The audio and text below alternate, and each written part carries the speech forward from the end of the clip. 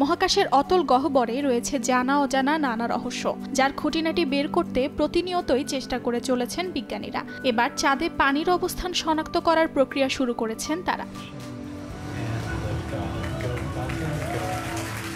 স্থানীয় সময় বুধবার যুক্তরাষ্ট্রের ফ্লোরিডা অঙ্গরাজ্য থেকে স্পেসএক্স ফ্যালকন 9 রকেটে করে স্যাটেলাইট উৎক্ষেপণ করা হয়, যা চাঁদের পৃষ্ঠে কোথায় পানি রয়েছে তা শনাক্ত করার জন্য কাজ করবে। চাঁদের মেরুর স্থায়ী ছায়াযুক্ত গহ্বরে পানির অবস্থান শনাক্ত করার চেষ্টা করবে স্যাটেলাইটটি। নাসার লুনার ট্রেল ব্লেজার অরবিটার বহনকারী স্পেসএক্স ফ্যালকন 9 রকেটটি কেনেডি স্পেস সেন্টার থেকে উৎক্ষেপণ করা হয়।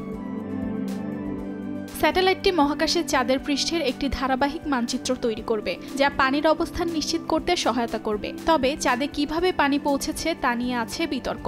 বিভিন্ন ধূমকেতু ও গ্রহাণুর সংঘর্ষের মাধ্যমে বরফ চাঁদে এসেছে, অথবা সৌরজগতের হাইড্রোজেন চাঁদের পৃষ্ঠের সাথে বিক্রিয়া করে পানির অণু তৈরি করেছে বলে ধারণা বিজ্ঞানীদের। চাঁদের পানির উৎস বুঝতে পারলে পৃথিবীর পানির উৎস সম্পর্কেও গুরুত্বপূর্ণ ধারণা পাওয়া যেতে পারে বলে জানিয়েছে তারা।